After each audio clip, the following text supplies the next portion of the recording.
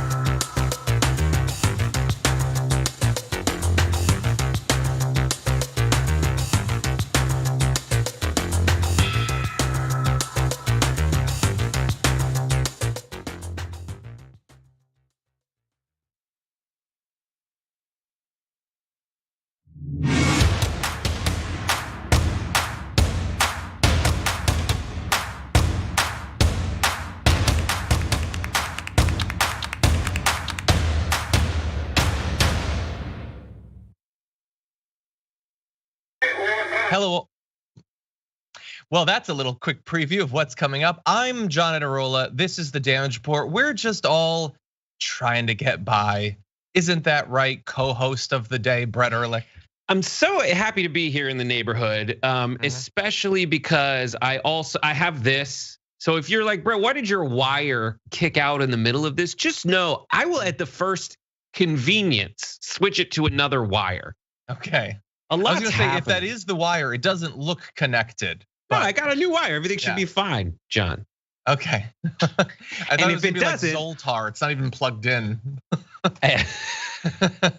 Whoa, if I wake up big tomorrow. Wouldn't that be a change? Anyway, we're glad to have you here, shoddy connection or not. And we're also happy to have you here, you audience, because we've got a ton to talk about on this Friday. Not just the situation in Ukraine, as well as some bonkers videos coming out of Ukraine. It is as insane as you would expect the launch of the largest war in Europe in more than a half century to be. But we've got other big domestic news as well, including Biden picking his first Supreme Court nominee and the right responding, as you'd expect. Horrible tweets and awful town hall meetings. Justice for Hank the Tank, as well as Nintendo bones. There's a lot to talk about. And then we will be ending the week by throwing away our garbage people of the week. And mine is a major piece of garbage. Brett, before we launch into this first story, give us a brief reason to get hyped for tonight's Twitch shows. Tonight's Twitch show, well, this afternoon's Twitch shows, you've got Galaxy Brain. I will also add that after the bonus episode today, you too can participate in a really fun game night. We've got Game Busters where you can actually participate in some Jackbox games. So that's on the docket. Myself, my wife, Jordan Yule, Adiana Vega, you and everyone, no matter if you're you can physically be in the game with us, or you can be an audience member who also participates in the game. It's really fun. It's gonna be fun, and that particular pairing happens quite frequently. You need some sort of like double date game night intro or something like that. I think that would be cool. Yeah, it requires extra work, John. It does, and we all know how easy it is to get segment intros. I've been thinking about making some for years. Anyway, there is just too much to talk about for me to talk about all the things that I want to talk about right now. So, with that said, Brett, should we do this thing? 100%. They should. It's important. People need to know it, and we want to get paid. So we do have to do it. So let's do it. This is the contract we have. Anyway, we talk about the news.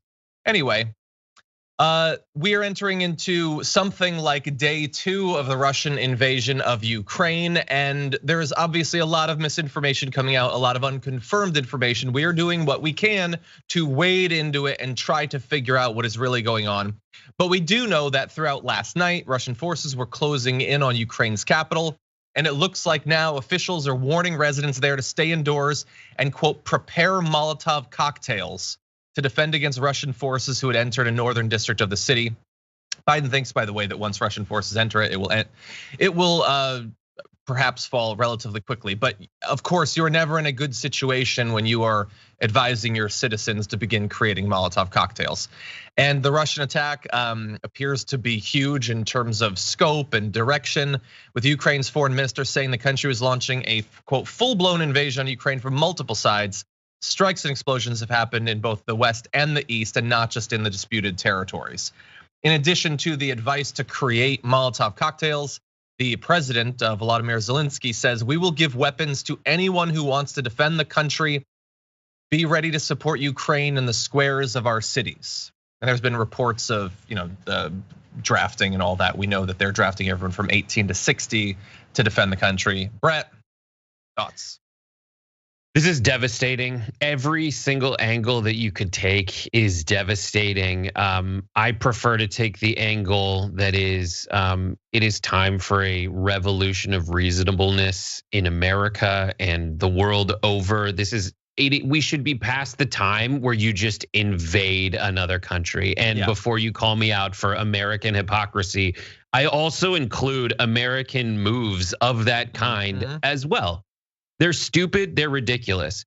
And if your priority is to call out American hypocrisy, as people in Kiev and elsewhere in that nation are literally dying because of Putin just wanting to make, he has a risk board that looks a certain way and he doesn't want an updated one. He wants to just change the world map to make it look like he did when he bought his original risk board.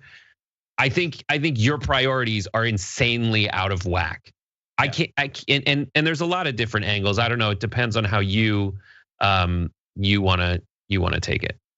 Yeah, well, I share the frustration. I tweeted 2 nights ago that Twitter is simultaneously the best source we have right now for being able to know in very short order what is happening, and also to know all of the things that are not happening but people are saying are happening.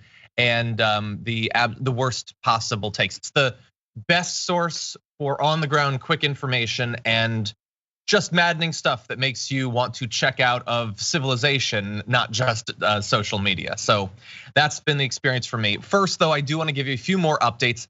And by the way, we're going to be doing these periodic updates on the situation there. It is the most important single issue in the world. But understand that we are at best skimming the surface and giving you some idea of some of the things that are happening. There is news that is breaking minute by minute right now. So please get your information from multiple sources. But Volodymyr Zelensky also announced that they have severed diplomatic relations with Russia, saying for all those who have not yet lost their conscience in Russia, it is time to go out and protest against the war with Ukraine, which we know thousands and thousands of Russian citizens have done, despite the fact that many are being carted off in mass arrests. And if you're doing that sort of thing in Russia, there is every reason in the world to be very scared about what could happen to you, far above simply being arrested for being a protester. So a lot of bravery from the citizens of Russia, and obviously massive credit and bravery to the citizens of Ukraine who are fighting to defend their country, fighting to get out of the country to save their children, those sorts of things. Zelensky also said, by the way, Brett, that Russian forces were hunting for him and his family. And he said, quote, "This might be the last time you see me alive." Yep, there were 2 videos that I've seen. Well, there's been multiple videos, but 2 in particular put out by Volodymyr Zelensky in the wake of this, as it began. One was an appeal to the Russian people, where he stands in front of he's in front of, I think, a green screen, and behind him is a map, a very glorious looking map of the Ukraine. And he's making an appeal to the Russian people, saying, I don't know how this is going to get to you, but you need to stop this. And he outlines his entire experience. He says, what are you talking about? Why would you be so upset with us and don't believe what Putin has been spreading. Putin, there was someone who went on the Colbert Report last night and just outlining about how Putin has taken a shred of truth and spun it into a thread of truth and spun it into a cotton candy of lies, telling the Russian people what is happening in the Ukraine, and it's wildly misrepresentative of what's happening. And that's been his MO since he came back to power. Just people don't know what the truth is. And that is a warning for everyone in his sphere of influence, but also people domestically at home. There's this wild hair that people have to connect with Vladimir Putin and shower him with praise, which we'll get to later in the show. We will. But along the way, like, you have to remember that these are real people suffering. And the other video that Zelensky put out later in the day was after the death toll came in. And he told the stories of people who were facing Russian invasion and stood strong and stood proud until they died. He talked about a whole border brigade that just died. They're all gone. There's video surfacing of a Russian warship We're pleading. gonna get to that later on. Okay, we'll talk to that. And those are the kinds of images that are coming out today, and they're devastating. And I mean, this is a personal, small little detail, but this guy was a TV show host. The president, Vladimir Zelensky, was a comedian and a TV show host. Now he runs the most embattled nation in the world right now. Yeah, he's got to be terrified for himself and for the rest of the Ukrainian people. Now look, he had said at some point in the last day that obviously if there was any way that they could broker some sort of peace, they'd be interested. The Kremlin says, this is fairly recent, this is all developing very fast throughout the day, that it's prepared to send a delegation to Minsk to meet with Ukrainian officials to discuss a peace agreement based on demilitarization and neutral status for Ukraine. Those are the sorts of things that Zelensky has previously said that he was not going to allow I was going to say potentially hostile force on his border. No, an outright hostile force on his border to demilitarize them. Russia has, of course, claimed that they want to denazify the Ukrainian government.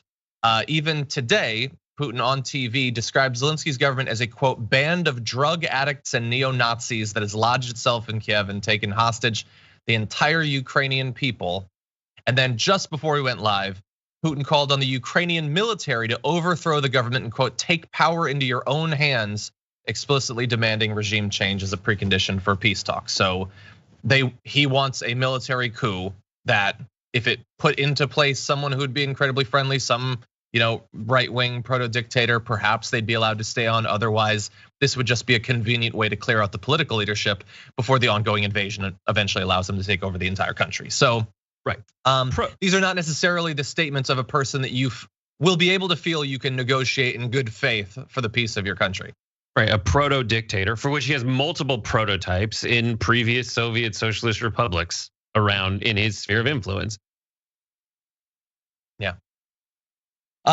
Okay, so what we're gonna do now is we're gonna go to a few videos. Just pause for a second. There's a lot of video going around. You might have seen on Twitter, on YouTube, TikTok is rife with it. The vast majority of the stuff getting the most views, not accurate. It's not being shot in Ukraine. It's not being shot in the year 2022. What we are hoping to do is to play some video that will allow us to have a window into the situation that's happening that we can be as sure as possible, hopefully, is exactly what it appears to be. That said, we are not regional experts and there's a lot of misinformation. So although I have done everything I can to make sure that these are what they say they are, bear that in mind. Don't make the entirety of your thought process about the situation hinge on a video or two. But with that said, let's launch into this video.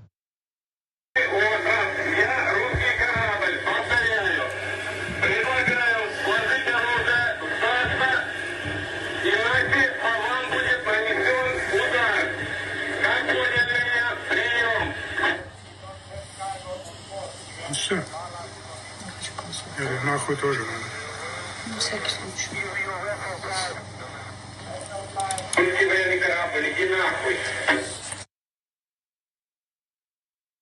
So that is a video that went incredibly viral over the past day. This is a group of Ukrainian border guards on a small remote island to the south of Ukraine being told to disarm by Russian warship and refusing to before effectively spitting a bit of defiance in the face of the warship. All 13 of those guards were then killed. It is a very small island. It was bombarded by an incredibly dangerous, obvious Russian warship. This was Snake Island in the Black Sea. They have all died. They will now receive the honor Hero of Ukraine, according to President Zelensky. Obviously we despise war. We're incredibly suspicious of jingoism and fake shallow patriotism. And obviously there's something cinematic to this, to a final act of defiance in the face of certain death. I don't want to fall into the hype, but I just have to respect the bravery of those soldiers. And obviously they're emblematic of the experience that thousands of Ukrainian soldiers are experiencing right now, as well as citizens of Ukraine, and trying to stand up to a much larger, much better funded military, Brett. I don't know what to say about that, other than it's incredibly heartbreaking. I don't know if I'd have the strength to do something like that. At that point in your life, you're looking at it, this is my job, this is my duty, and it is a naked act of aggression by Vladimir Putin. For what? For nothing. For alienation. For really just his chess move to pivot toward a new world order, with Russia doing what it can to expand its sphere of influence for some kind of weird perverted glory. For I might as well because I can for now. And hoping that China just kind of backs off and is like, whatever, it kind of angers Americans, it's not gonna hurt me. I'm gonna get some cheaper oil by comparison because people aren't gonna do business with them. Why not? Yeah. Vaguely, historically communist background, I don't know, but essentially a dictatorship on both sides. Why not? It's a good move. And landmass wise, we got a whole bunch of space. And why would I provoke them? I'll stand down, no skin off my Ashtabula. Yeah, and look, I largely feel the same as you. I don't know what to say. It is absolutely disgusting, as in past military conflicts that we've seen here as Americans, that America has launched. Absolutely disgusting, the decision to make these choices to freely murder soldiers and civilians and see your own soldiers die, but those are mere, those are chess pieces. They don't care about that. And again, it is obviously inconsequential in comparison to the deaths that are happening literally as we broadcast this, in a position of peace, safety, security. But the people who were trying to grease the way to this along the way, saying, why would you care about this? Why would Americans care about Ukraine? Why would we choose Ukraine over Russia? What's the difference to us? I don't know, seems like there's a difference. Seems like this is wrong. Maybe that's just me. Anyway, we're gonna go to one more video that thankfully in this case has a happier ending. Take a look at this. North of the city center, an armored vehicle runs over a car. Eyewitnesses unable to believe what they're seeing. Amazingly, the driver survives, pulled from the wreckage by desperate passers-by.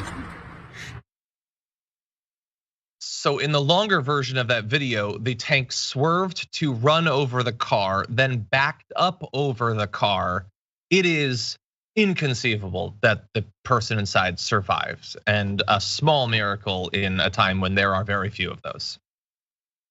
Yeah, so as I was reading a whole bunch about Christian nationalism today and the history of the play by Putin to claim the Ukrainian Christian, the Ukrainian church, of the Ukrainian Orthodox Church or whatever it's called, and kind of co-opt that into his history. It looks like in that situation, the Ukrainian God beat your stupid Russian Orthodox God pretty handily.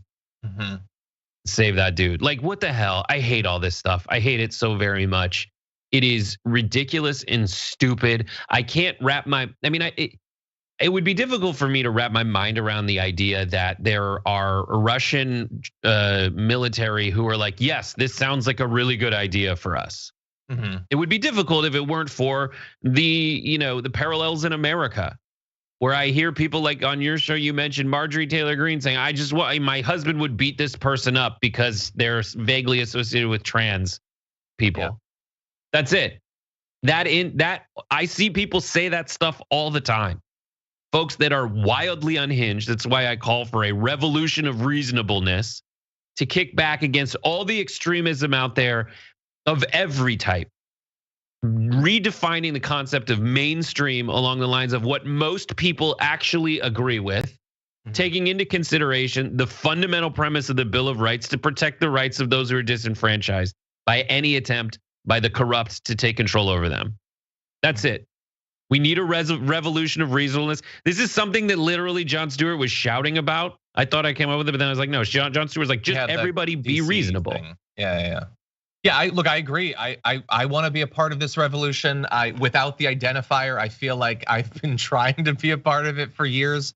There are some baked in issues where being reasonable, not as sexy in some ways, doesn't tap into insane parts of the lizard brain. And so this is why you and I are going crazy, seeing all of the different takes, all the different people who are building clout and making money off of saying the craziest, most violent things. It is incredibly frustrating and it never seems to end. In fact, it only seems to get worse.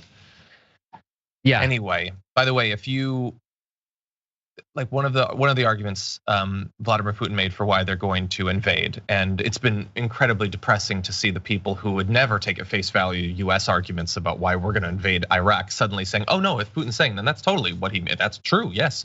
One thing is they want to free the people of Ukraine. They are obviously persecuted under this Nazi government. So they just want to come in and free them.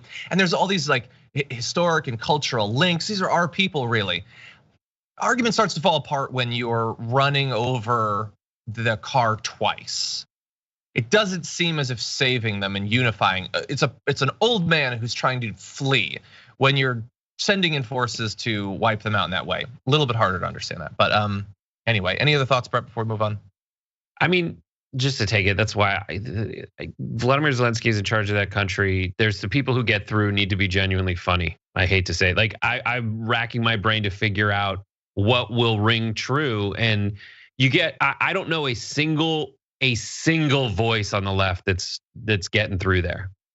I only know one voice on the right that's getting through, and it's at any time, and it's Donald Trump, because they find a way to communicate effectively, and no one on the left is communicating in a way that's effective for the other than the BS that they just play into, because that's the only counter strategy to what they do, which is just playing into what the algorithm encourages, which is crazier and crazier, more shocking and shocking, more contrarian and contrarian takes for contrarianism's sake.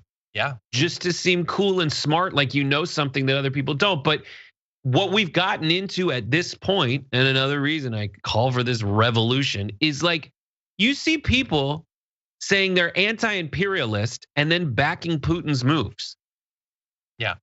He's trying to reconstitute the Russian empire with people who don't speak his language, aren't ethnically his group. He's just an imperialist. So if it's fine to call out when America goes imperialist, you doinks.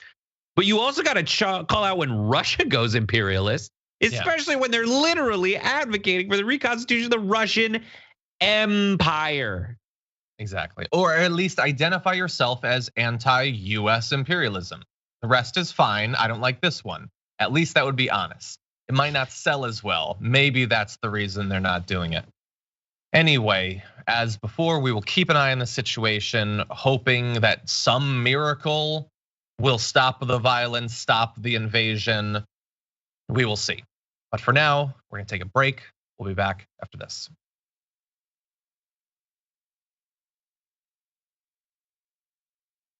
Brett, I noticed that you declined to roar as a dragon. I appreciate your restraint in these days of war. Thank you. Thank you. Okay, everybody, there is a lot coming up. There's a lot that has already come, which, by the way, would be the watch list, your lead-in to the Damage Report every day. JR Jackson and an awesome slate of guests, as well as his solo shows. That is 12 p.m. Eastern time, 9 a.m. Pacific time, every day at twitch.tv/TYT and youtube.com/watchlistTYT. Every weekday, I should say. That's Weekend Erasure, and I need to stop doing it. So every weekday you can watch that. Also coming up in just a little bit, Tuesday, March 1st, it is the Texas primary and then also the State of the Union. Normally you'd order those in a different way. Texas primary, far more important than the State of the Union, I think. Cenk Uygur, Anna Kasparian, myself, and Francesca Fiorentini will be covering both Biden's comments as well as a number of different responses. There will be the official Republican one. I think Rashida Tlaib is gonna give a response as well. And then Jessica Cisneros versus Henry Cuellar. It's gonna be very exciting. You're not gonna wanna miss it. So that's coming up Tuesday, March 1st. And with that said, let's see what's going on out there. Sherry Bova's been a member for 14 months on YouTube. Thank you for that. Sends us a heart. Yoda Speed says mental planes crash into reality. See, that's poetic. That's the sort of poetry we need, not the Putin should have been swaddled better poetry. But anyway, thank you for that. Much appreciated. Did you do that? Are we doing that today?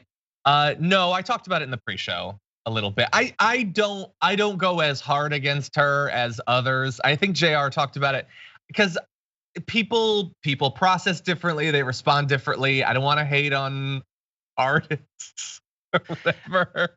It's so bad, dude. It's not evil. It's just like, huh? It's just so good. I know. I try not to. Yeah, I feel bad because wait until one of my mouse fights a crow stories get out, and then I'm gonna have to be defending weird art. So I'm trying to preemptively defend myself. Listen, John, there are allegories about, greed and capitalism that involve orcs and demons or whatever the hell crap. True. So just because that is true, I'm sure there's a poem someone could read right now that would really land. That ain't it. It's not that one, yeah. Rachel Jordan's been a member for 2 months. Says love the show. Keep up the good work, John. Thank you. I appreciate that. Kim Thomas, welcome to Tier 1 membership. May money to building. Glad to have you back. Thank you for being here. Chaplain Fred says, good morning, John and Brett. I am so blessed to be part of TDR. I've been recalled as an Army chaplain going to Barstow, then Germany, maybe further east. Barstow? Careful. Quaker Lady, member for 13 months, says, John, when you pronounce warship, it sounds like worship. Creeps this Quaker out. Warship. Now I'm getting them mixed up.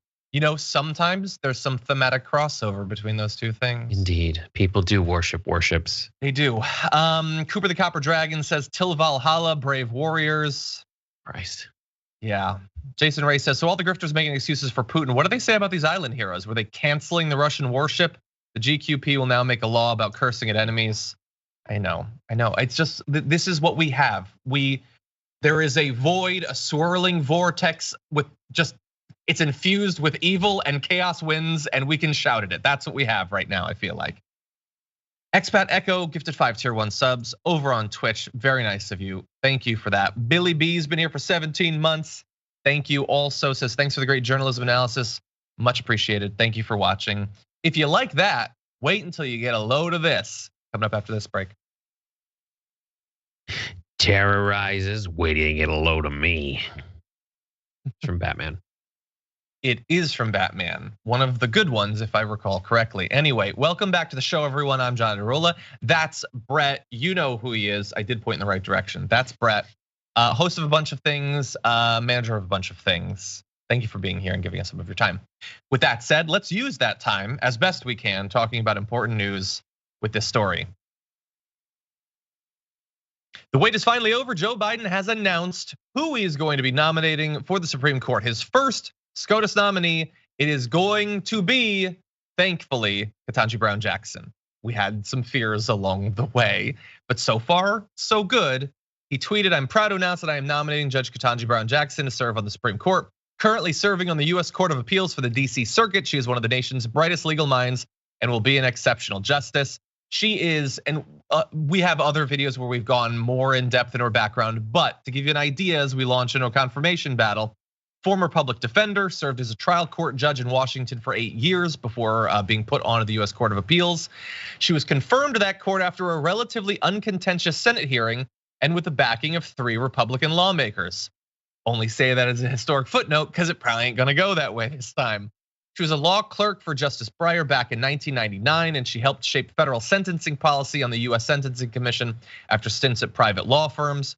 She was at the Federal Public Defender's Office in DC for 2.5 years, represented indigent clients in criminal cases and detainees at Guantanamo Bay. She would be the first justice since Thurgood Marshall with significant experience as a criminal defense attorney. So, yet more diversity on the court, coming from a different part of the law in the criminal justice system. Brett, it could have gone in a different direction. There was a lot of pressure on Biden to choose. Like 4 or 5 names came out. All of the moderates chose the worst ones and said, no, it has to be them.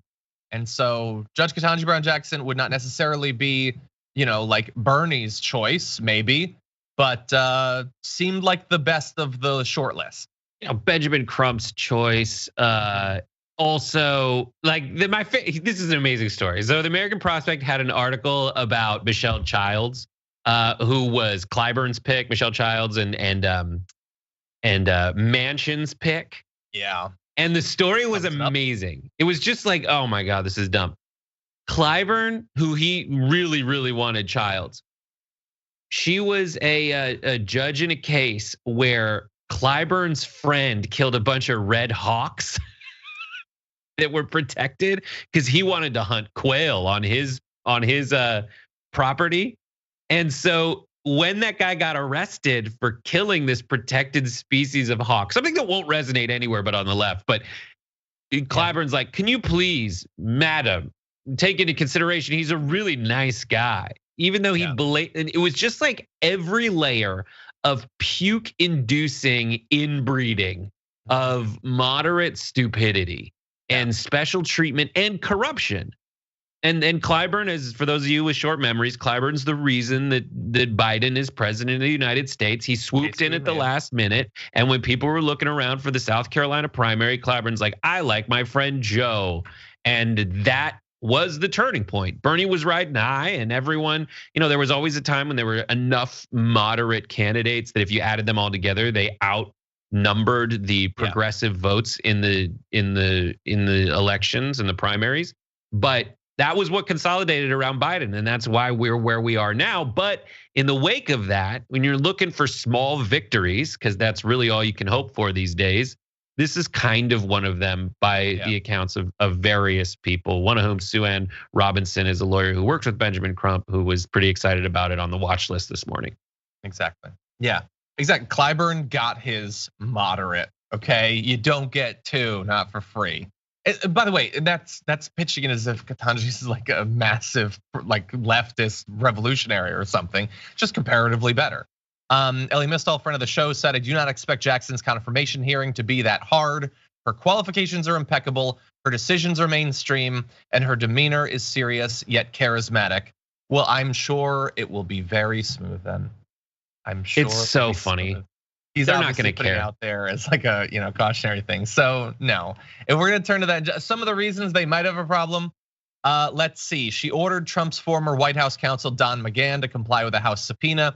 She also was the judge with the famous quote, "Presidents are not kings," from just a couple of years ago, which we talked about in the show, not knowing that she might someday be on the Supreme Court.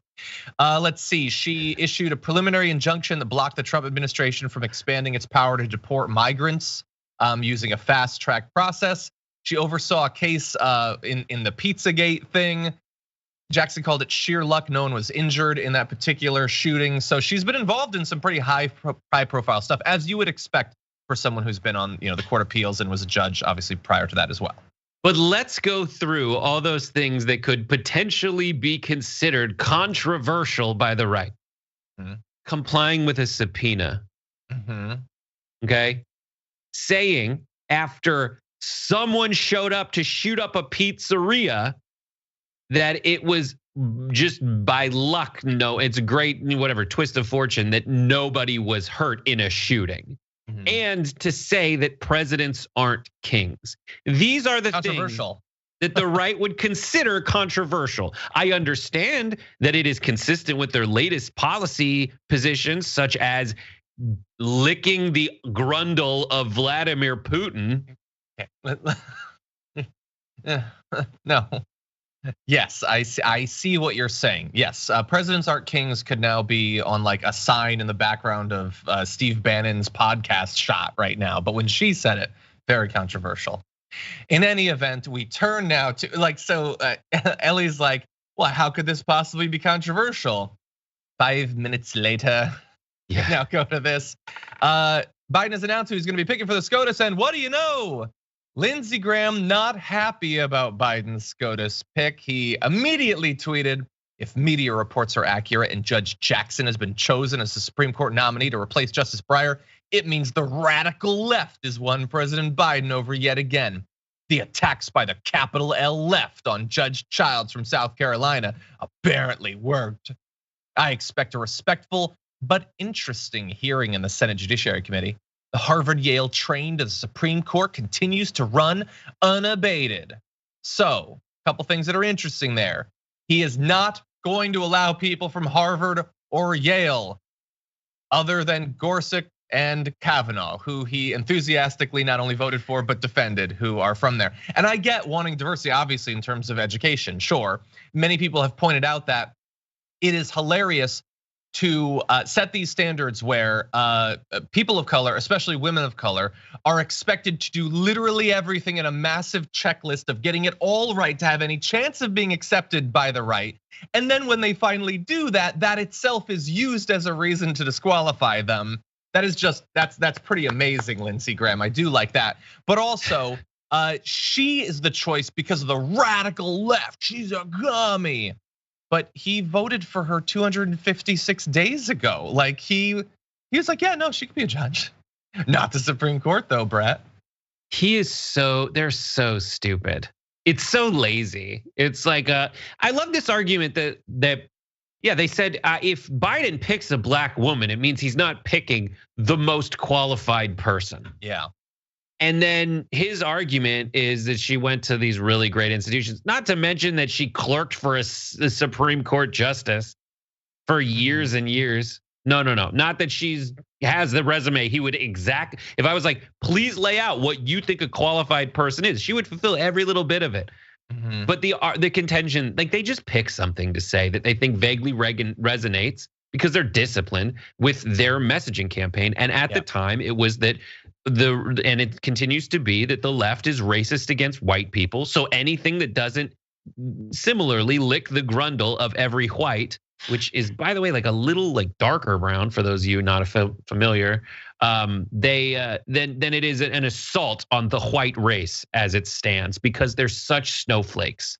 They're so scared. Every little bit of inconvenience is wildly oppressive to them, and they don't care that it doesn't hold together. And that the next minute, when it's no longer convenient for them to say something of that kind, they'll say something completely contradictory and hope that you don't realize they're a hungry hypocrite.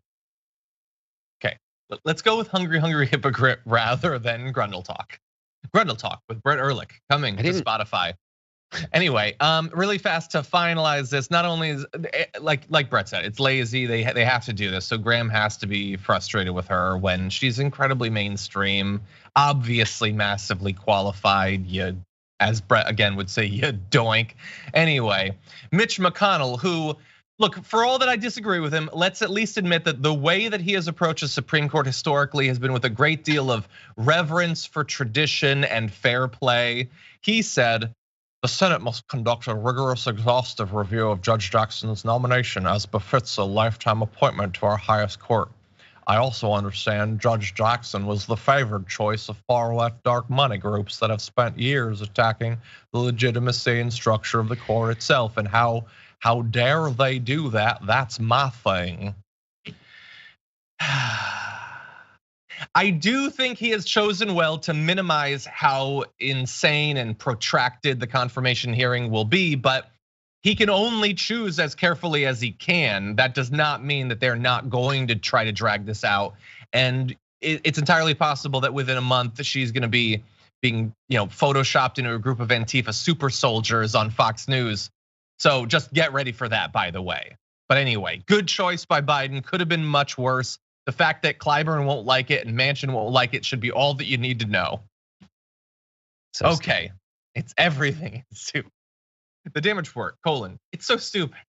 Anyway, let's move on very briefly to another interesting thing in the news. A professor at Columbia has woken up to potentially the end of his career. This is Dr. Jeffrey Lieberman. He decided to opine on social media about a model, and wait until you get a load of this. He's got a picture of her. He tweeted, "Whether a work of art or freak of nature, she's a beautiful sight to behold." The tweet in question is about the fact that she is a dark-skinned model, labeled there falsely as being a Guinness Book of World Records winner for the darkest skin. That is obvious misinformation, which one might hope that a professor at Columbia would be able to see past, but he tweeted it. This is him, by the way. We'll give you more information about him. He did delete the tweet, but after receiving a great deal of backlash. And so he was the psychiatry department chair at Columbia's Vagalos College of Physicians and Surgeons, psychiatrist in chief, blah, blah, blah, blah, blah, suspended on Wednesday. By the way, here is Nyakim Gadowich, the model that he decided to speak about. She addressed this because these sorts of comments and attacks have been coming for years and years. So she said on Instagram, "It's time I address a rumor once and for all. I have no idea where it originated, but my manager first brought it to my attention in 2020. And although we've denied it to multiple fact checkers, clearly it's still floating around. Even after Guinness World Records stated that it does not monitor skin tones, I can't imagine it's even possible to know who's the lightest or darkest person on the planet. Unfortunately, I believe that this has been impacting my Instagram account negatively. I have worked really hard to build my page and use it as a platform to promote self-acceptance, body positivity, and of course my brand partnerships, but it's about self-love above anything else. I don't buy followers, and to those who believe otherwise, they do not need to manufacture lies for likes. It's not my style. I love my dark skin and my nickname, Queen of Dark, but I've never said I'm the darkest person on earth." And even if she had, it would not, like his comment would still be absolutely reprehensible.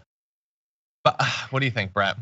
So when you say this is just like when you realize you're having this conversation, something has gone horribly wrong. Horribly. She's like, so now I gotta call up the Guinness Book of World Records and corroborate whether they monitor skin tone. Ida Rodriguez was on Breakfast Club the other day, and she made a point that I think is really great, and I love looking for great points, and this is one of them, which is like, I'm not in the business of telling people what they can and can't be offended by. Yeah. Like I can't do that. I'm not in that affected group. I can't be that person. I can't be the arbiter of that. I think that should govern a lot of us. And I think this one, it's such a weird one to be fired over, I think, because right now he's suspended, to be clear. We will see what happens. If it is the case that he is fired, I think he should be suspended. People just like say, "Hi, I need to hang a lantern on the fact that this was a messed up thing to say because this is a university, and in university we have discussions about thought all the time, and especially a psychiatrist, a leading one who should be up to date on what is and is not, at the very least, triggering to the human psyche. Like he should have his finger on that pulse, even though he's a fake doctor, a psychiatrist, not a real doctor. Just kidding. My best friend's a psychiatrist. And I don't mean that like I go to therapy all the time, though I should. And I don't have any problem with anyone who does go to therapy. But I do think you're gonna be suspended, Brett. You need to stop saying things right now. What's so insane about this statement he made is that it's an attempt at a compliment.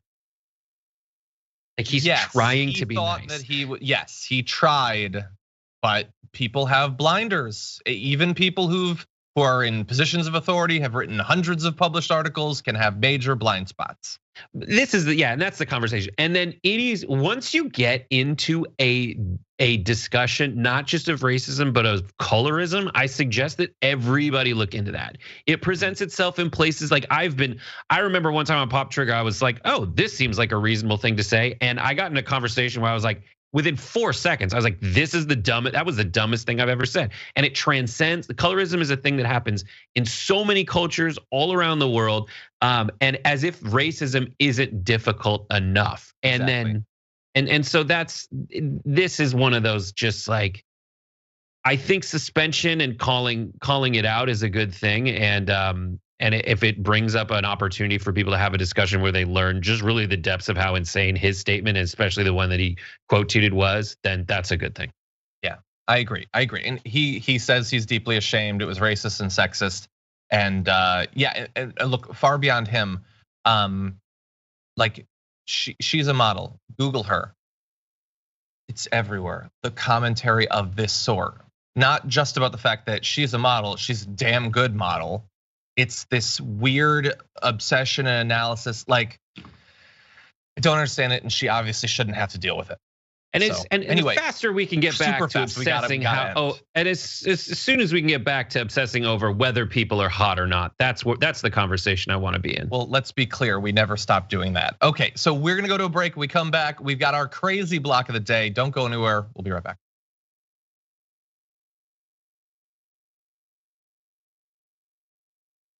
Okay, so Nature Dragon Brett said he looks like the world's largest grundle to me. Thank you. So you'd be surprised. You'd be surprised. Some can be. Natural Born Keeler gifted here one sub over on Twitch. Very nice of you to do that. Sir Chessie's been with us for 13 months and says, appreciate TYT's coverage of the events today. No to war.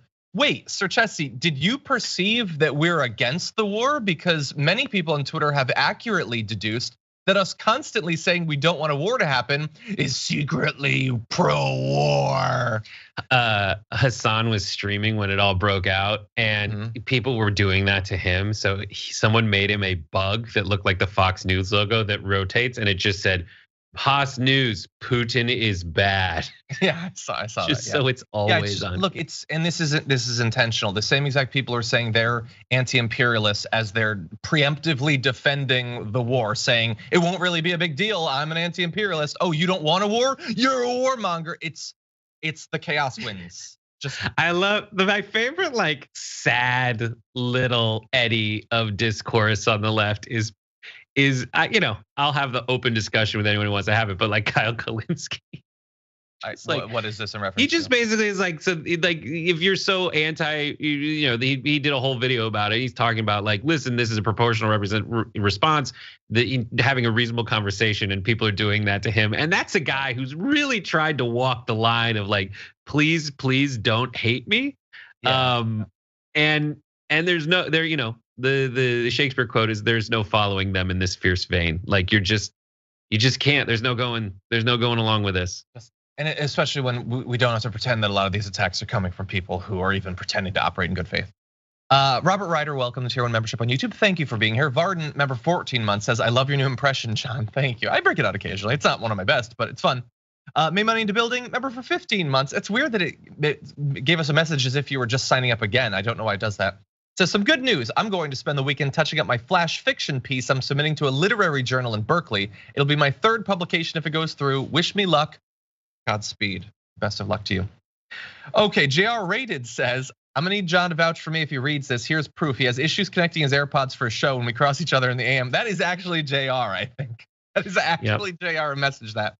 Yes, it isn't just that I can't connect, it's that I literally cannot bring up the Bluetooth preferences for a solid 4 to 5 minutes after booting up the computer. It simply will not open to allow me to connect. Anyway, Jay Fergie says, Skater Dragon, curious how John feels about renaming Trashy to Basura based on AOC's tweet about Tucker. Speaking of Tucker, go F yourself had me rolling in Brett's Rebel HQ video. Happy Friday. I don't mind that renaming. Might have to go in that direction. I have no recollection of what you're talking about, and I made that video. You did. You offloaded as soon as you're done. Mr. K says, I do remember now. Okay, Mr. K says, I was 17 when I joined the British Royal Marine Commandos and was still 17 when I fought in the 82 Falklands War. My career was ended in Afghanistan in 2015 by my injuries. You never ain't scared. Jesus, that is amazing. Thank you for telling us about your experience. Robert Ryder, thank you for your super sticker. Very nice of you. Leu says, and this is the Power Bottom Dragon, says, Brett, you have no roar to offer us in these trying times. I just have an egg. That's all I can offer. Zed Nova Storm, thank you for being with us on Twitch. Very nice of you. Pernicious Squid with a great name has been here for 13 months. Much appreciated. Insomnia Noir also for 13 says, oh damn, I don't know in reference to what, but I appreciate it. With all that said, let's have a little bit of fun, sort of, coming up after this. Roar. Love those. That was John Skip. Bullshit. Anyway, welcome back to the show, everyone. With that said, let's jump into this. Our businesses and protect them, and then everyone's called a white supremacist. I'm sorry, but we're not white. Well, I guess I'm not. Yes, I am, because the term nowadays, white supremacist, means you're a patriot. So I have a sign that I do carry sometimes, and I say proud white supremacist, because a white supremacist is a patriot. And I don't appreciate defining people by their race, by their sex, by their beliefs, by their values, etc. We are all Americans, and I think coming with a resolution like that divides our city even further. And I don't appreciate the suggestion. And I had no intent to speak, but now I'm mad. So anyway, thank you very much. I appreciate you allowing me to speak. Thank you. Okay, so for context, which I'm gonna give you a spoiler, will not make what she said make much sense. She was speaking in response to a resolution stating that the town of Hayden values diversity and condemns racism and quote, white supremacy and any groups that promote it. To which she identified, as she apparently has for some time, Brett, as a proud white supremacist. So I feel like a lot of people, and I'm guilty of this because I wrote it for something for the watch list earlier today, but it's actually not supremist, IST, it's EST. Because she thinks whites aren't just supreme, they're the most supreme, they're the supremist. The most of the supreme. Yeah. She wants to get a Supreme inspired hoodie that just says white, just supreme. I'm at most a white supremer, not S. I'm not white the supreme. best. Sending me this not the best. I thought whites were cool until they invaded freaking Ukraine. Yeah. They're so invadey. Whites are so invadey. They're the invadist. Honestly, by the way, how have you gone this far after this video comes out and not had some sort of Simon Simonson thing? Because she's getting signs made up with intentional, maybe misspellings of racial pride. I feel like that's a market Simon Simonson of Simonson Signs can tap into, I think. See, I want them all to have signs. I want to know. Like, it's kind of troubling. Actually, maybe I'm not. I want the sign ones because the sign, people holding a sign look stupid when they're like, this, I went and got this made. Like, I did a project. This is me and a kindergartner did very similar things today with glitter and paint and like big markers. But the problem is, like, I there was a time when I said I really want them to just be outwardly racist. I don't think I want that anymore. It's really annoying. And the worst part about the internet is they're all like, oh wait, it is cool to be this racist all the time. Awesome. I just also want some tool that tells me what % of people actually are this terrible. Do you want to know for sure? Yeah. I have hypothesized about a bracelet that at all times tells you how close the closest great white shark is. But then I wonder, do I really want to know? I'm not sure. Think twice.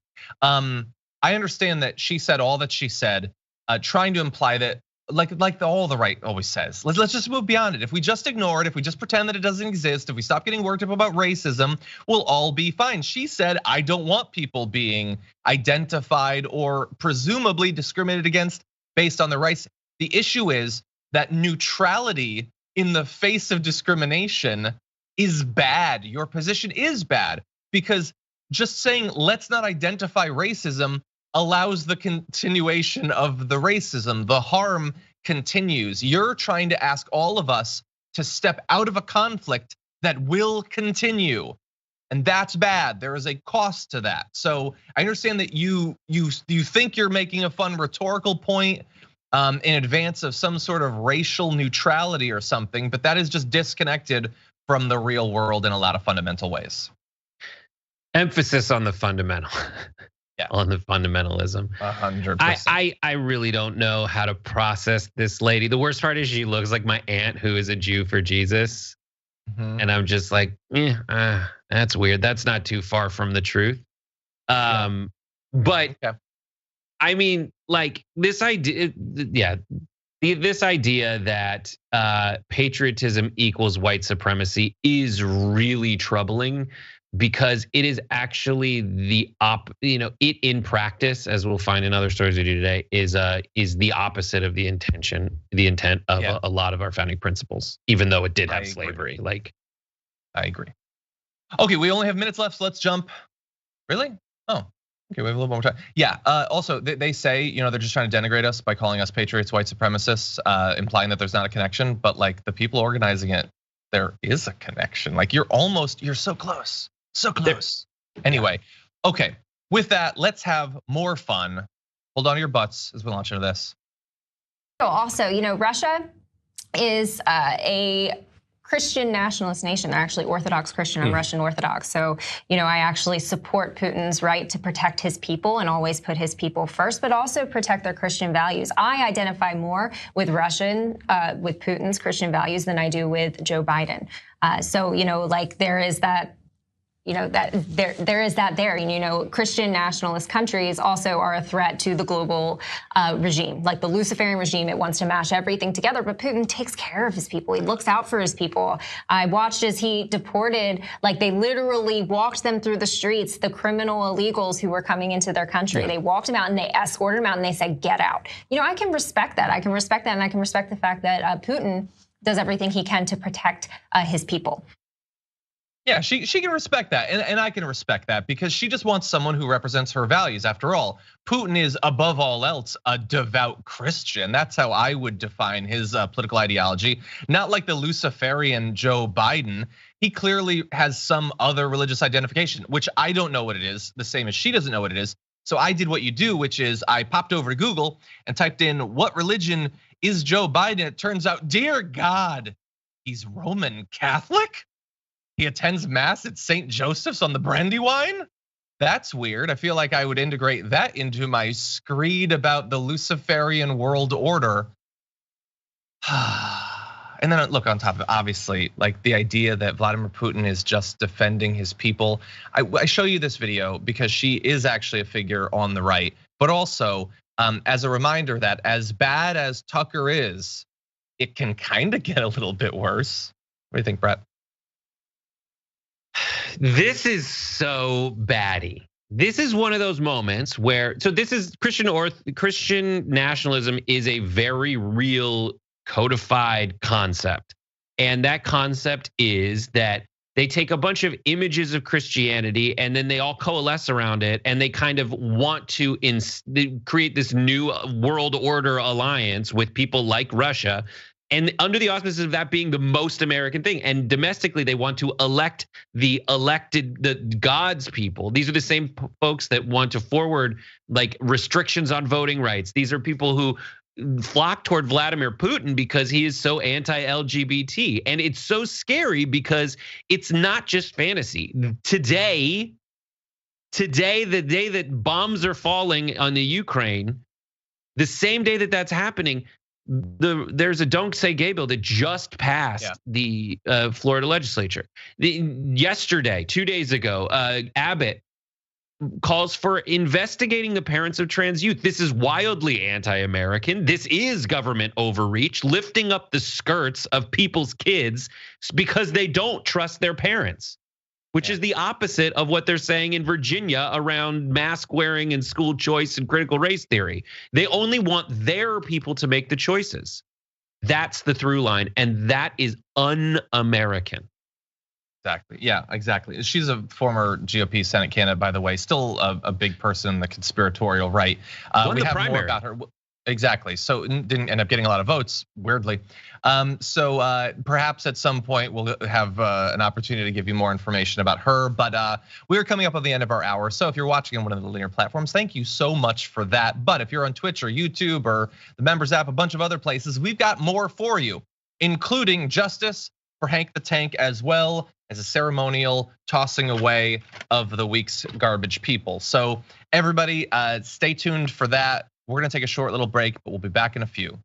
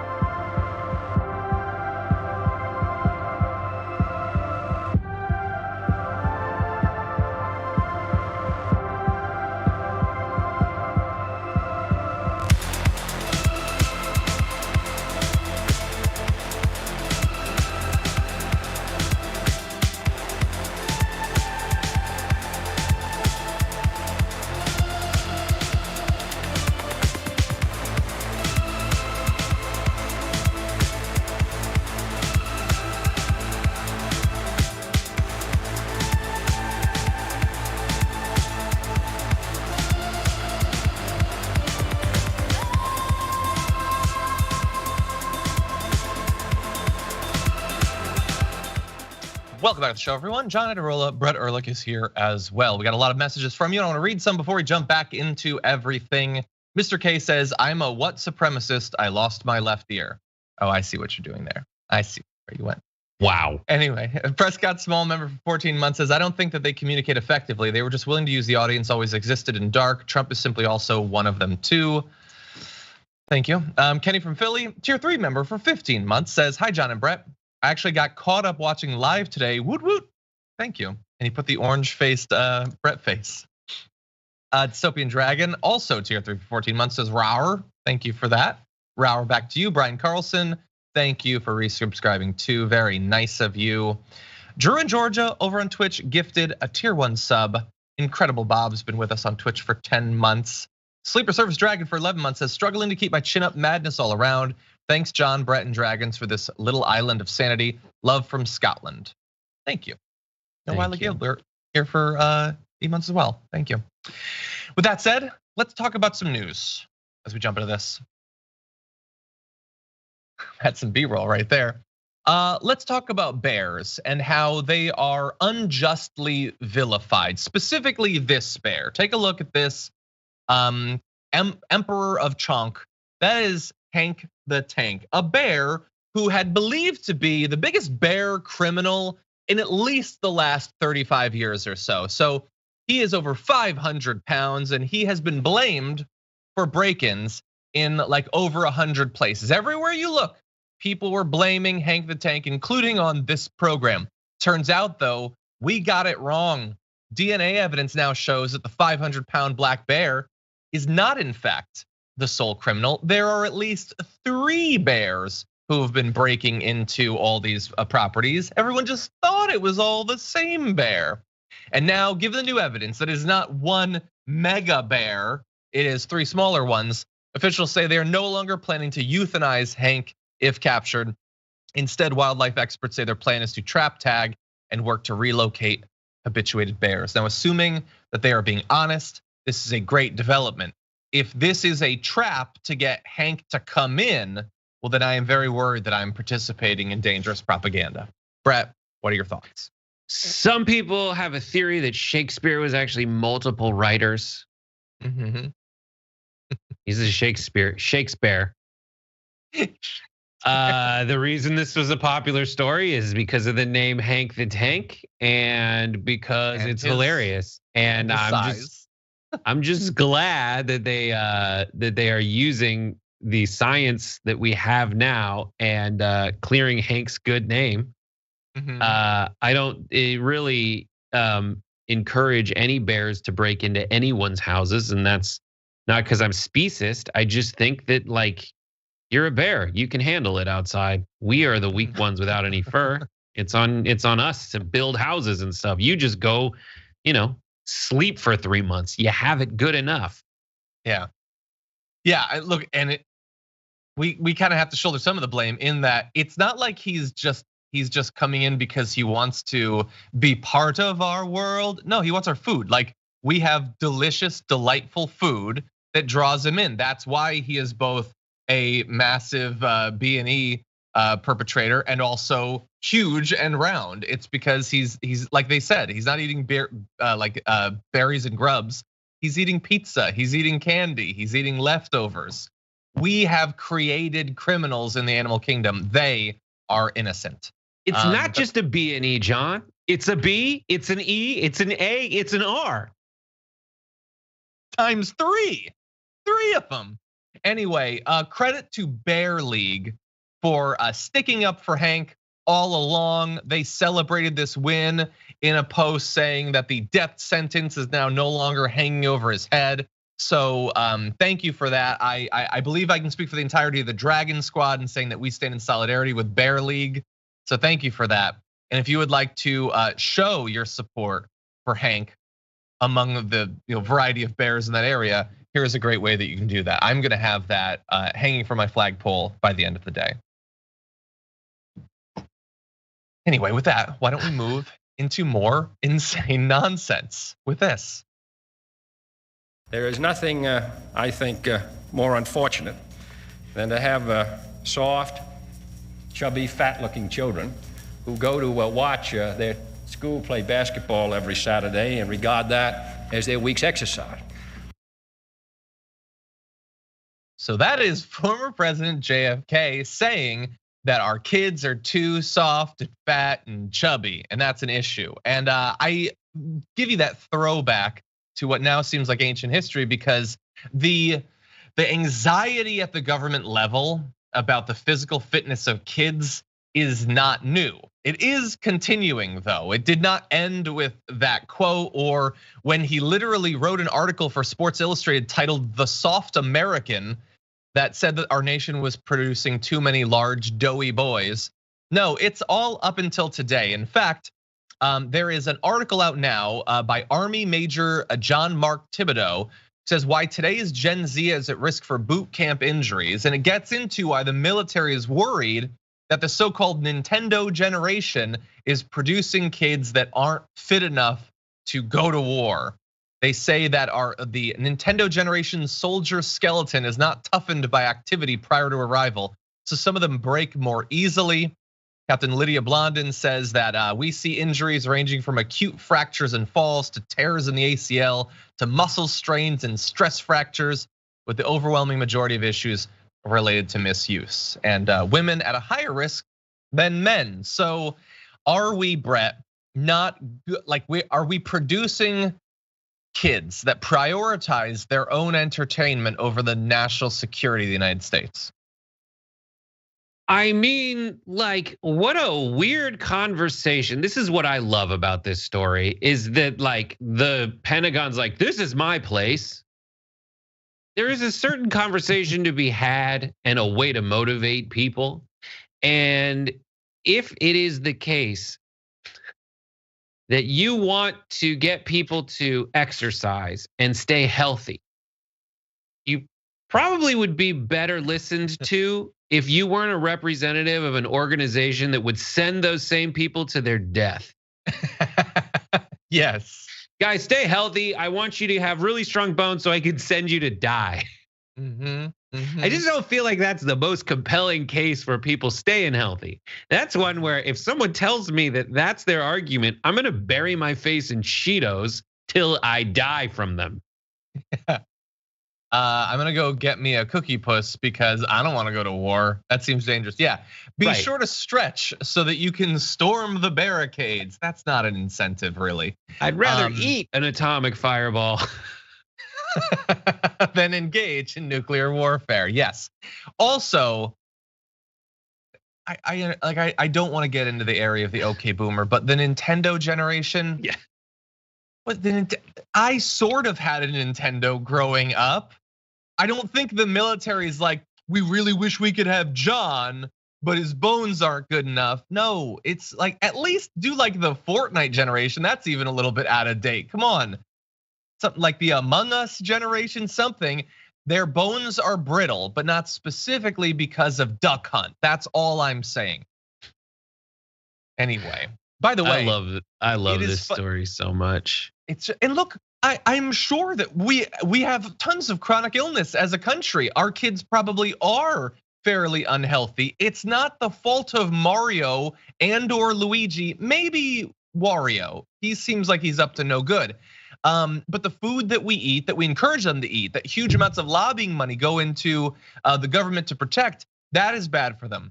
There isn't enough exercise, but I don't think the video games are necessarily the most accurate and important part of this story. But it is the thing that disconnected adults are most likely and most predisposed to throw under the bus. I love it. I love it so much. It's just like, dude, stay in your lane. And I get it. And isn't that what boot camp is for? And find other ways to motivate people to exercise. Like, you just need to do it. You need to find more ways for people to exercise. Exactly.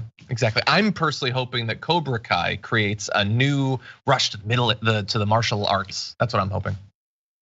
Anyway, we're about to throw away some trash. Before we do that, Brickhouse Mama says, my Hank the Tank is going to be so thrilled that the bear isn't going to be put down.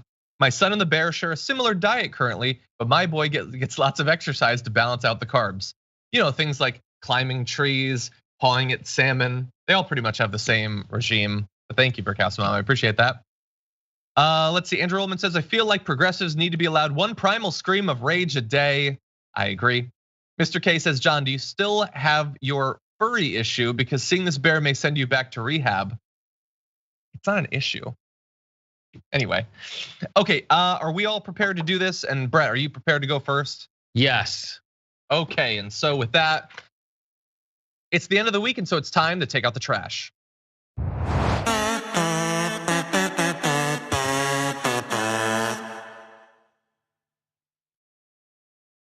Brett, the now newly christened Basura is hungry. What garbage do you have for him? Bueno. Okay. There are a lot of terrible things that have emerged as a result of the invasion of Russia into Ukraine, but one thing towers above them all as the most terrible, and that is threats to Joy Behar's vacation plans. Take a look.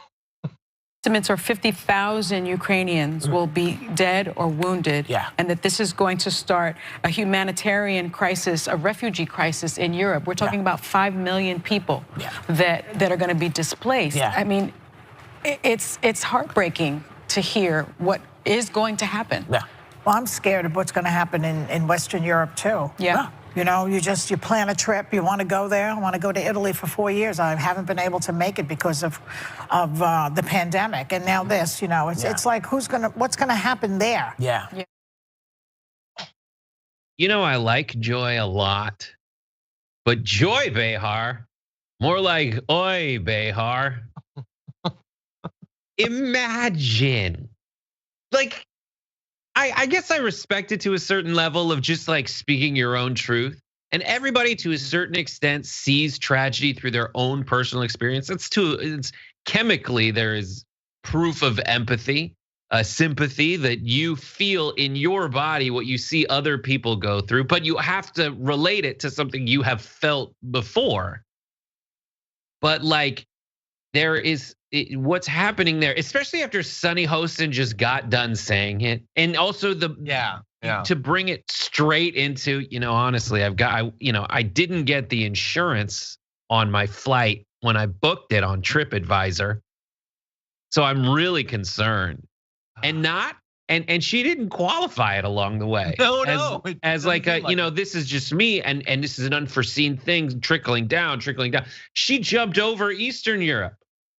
She went straight to Western Europe. She didn't say like if Russia potentially takes out the power grid in Ukraine, it could bleed into Poland, which is there as a housing for a containment line of NATO troops. No. She went like, okay, so I wonder if I could do they still do boats if my planes aren't taken off? Like, can I find another way to get there? Maybe, but it is going to be pretty inconvenient, just like war. I'm sure the caveats will come soon, because that turnaround is just so. You are right, Brett. We all see it through our own lens. By the way, I have admitted that it's like I get frustrated a lot about the talk around this, about this war and how people have sort of justified it, accepted propaganda and stuff like that. But I've also tried to, at various points, say, but that doesn't mean that this is the most important part of the story, the part that frustrates me or affects me directly. It is about the human suffering. It's not that like, you know, I was really looking forward to Stanley Tucci finally finding Italy. Now I'll never know about the cuisine of the Southeast. That's not the most important part. Did they cut afterward to her castmates? Like, because that's the sort of thing that you can't just sort of miss. I understand you're checking your notes and stuff, but that turnaround is just too cringy. I'm sure that muscle's there in the hosting muscle in all of those hosts on The View of like, because there's a lot of cringy things get said all the time, and you just wait to see if there's like an audible gasp in the audience. But there was. I heard that I didn't hear during the video. That's just people go, but then again, like I watched so many hours of The View when I was like kind of a freelancer. Like that was my ritual, was watching The View because it's so hilarious, and also like it does affect me. But just like that audience is a bunch of exactly who you think it is. It is left, like neoliberal, like I'm financially conservative because I am on my trip to New York with my family, and my husband's an executive, and it's like designed to be that audience. But I love the gays, like that is who it is. And it's a lot of like rosé splashes all over the host. They have to wear like Gallagher type ponchos in the front row. Like that's what it is. It's just, it's so they know that kind of thing is about to be around the corner at any given time. But this one was particularly horrible, but I don't know what their reaction was. Exactly. Well, I assume that there will be a reaction on the next edition of the show. They just got over the Whoopi thing. Anyway, okay. No one's gonna cancel Joy Behar for that. No, it's not the same, obviously, but it's not like I want to see Venice too, but more importantly, I want Ukrainians to continue to see things, like to have sight. That's what I want. Just be careful. These are the easiest jobs in the world. They require very little. They demand very little, but there is a minimal bar anyway. For my garbage person of the week, one might expect that it would be, I don't know, head of Russia, Vladimir Putin. He's doing a lot of bad stuff. That's not really how the segment works, though. So while he is doing the most single harm this week, I am going to focus in on someone who's more specifically garbagey. And it is the man who has done more than many others, and there was competition to have the worst, most horrendous takes in advance of and now in the wake of the invasion. My garbage person is Tucker Carlson. Let's walk through why. First, we have what he has said now that the invasion is there. Here is a little bit of Tucker. So what's happening in Ukraine, whatever its scale, and it's not totally clear right now, but whatever it is, it's a tragedy because war always is a tragedy, and the closer you get to it, the more horrifying it seems. It's the ugliest thing that men do ever. Vladimir Putin started this war. So whatever the context of the decision that he made, he did it. He fired the first shots. He is to blame for what we're seeing tonight in Ukraine. Okay, so that might seem at first glance to be, oh, good. Whether he's finally woken up to the seriousness of what's happening, the stakes, or maybe he just realized that the international and domestic opposition, the horror to this war, maybe he misread that going in and thought, no, I feel like I've pretty much gotten people to not care about this, but people do care. So it seems as if he's taking it seriously, he's putting the blame where it should be, but I am not going to allow him to get away from his record. So here is an awesome compilation put together by Asin on Twitter of how he has talked about Putin and Russia specifically in the recent past. But is there another reason we should side with Ukraine over Russia? Russia is a much more significant country by every measure. Why is it disloyal to side with Russia, but loyal to side with Ukraine? They're both foreign countries that don't care anything about the United States. China, which is the actual threat. Why would we take Ukraine's side? Why wouldn't we on Russia's side? I'm totally confused. So much. Has Putin ever called me a racist? Has he threatened to get me fired for disagreeing with him? Has he shipped every middle-class job in my town to Russia? I should say for the record, I'm totally opposed to these sanctions, and I don't think that we should be at war with Russia. And I think we should probably take the side of Russia if we have to choose between Russia and Ukraine. That is my view. But Ukraine and Russia. And I'm serious. Like, why do I care? Tell you why. And why shouldn't I root for Russia, which I am? Because those of us who are watching. No one on this show is rooting for Putin or rooting for the Ukrainians, for that matter. Always rooting for peace, for real.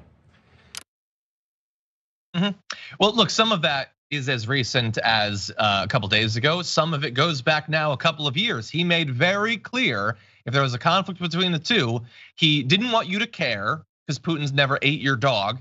And he knows which side he's rooting for. Now he's doing a little bit of a backpedal because he apparently did not sort of smooth the path towards this conflict and get everyone to check out. People are horrified, as they should be.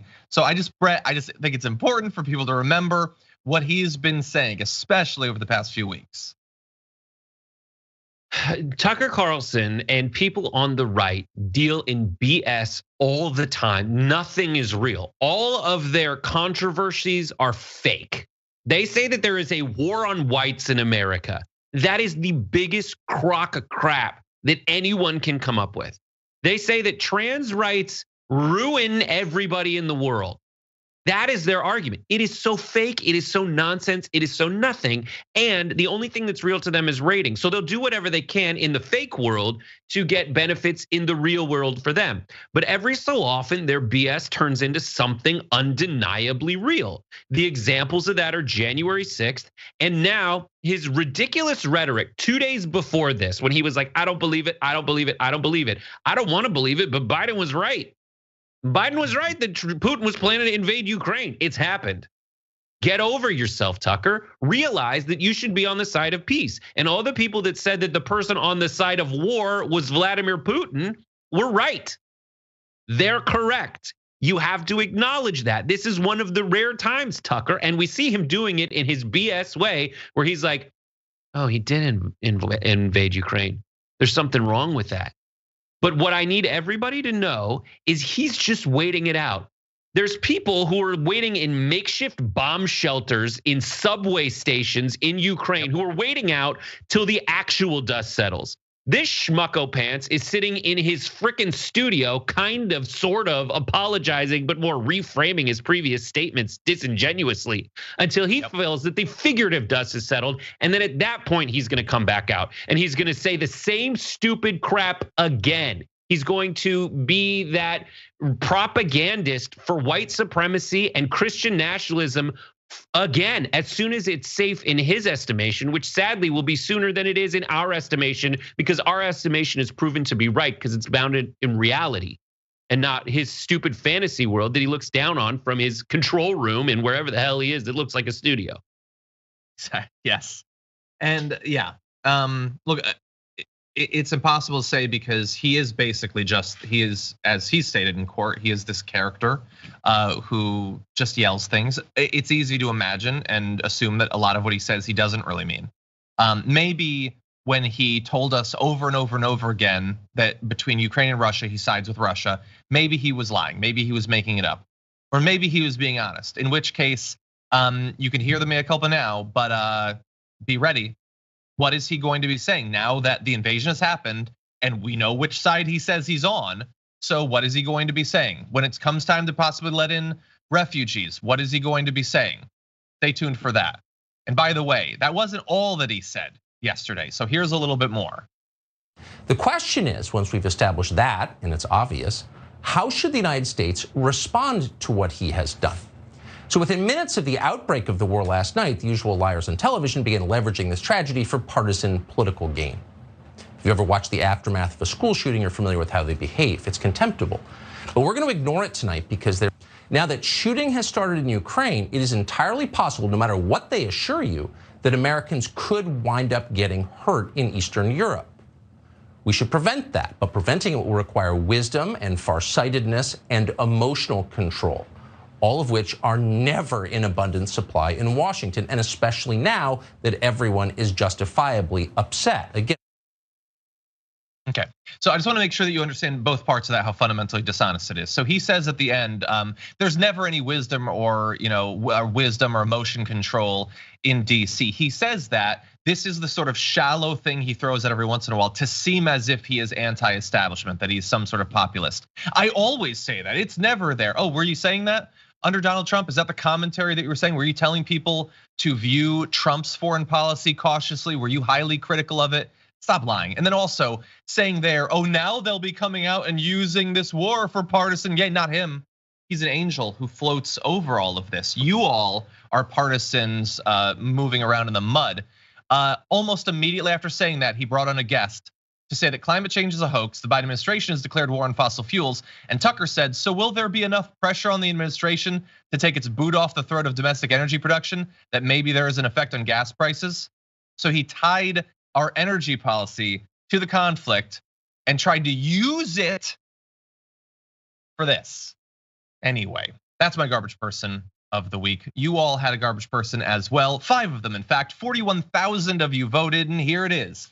Your number 5 at 6% of the vote is Kyle Rittenhouse for his lawsuits against reporters and celebs. Sorry, that's number 4. Number 3 is Candace Owens. Man, she can't get any love. Only 3% of the vote over not allowing her nurse to wear a mask. Number 3 with 12% of the vote is Greg Abbott for labeling gender-affirming care child abuse. Number 2, 14% of the vote is Marjorie Greene for calling for violence against trans people.